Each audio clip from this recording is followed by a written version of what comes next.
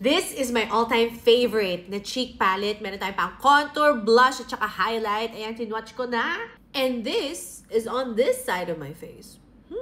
Now, these are blush palettes from Everboleta, and my goal is to find a dupe. This is Neutral Haze. Uy, may nakita na akong kamukha. This is Cool Haze. Eto si Afterglow. For fun, iswatch na lang din natin. Wow, grabe yung pigment! Swatch na lang din natin si Pastel Glow. Walang saktong-saktong kulay, pero medyo malapit. Etong si blush ni Cool Haze. Okay? Let's try it here.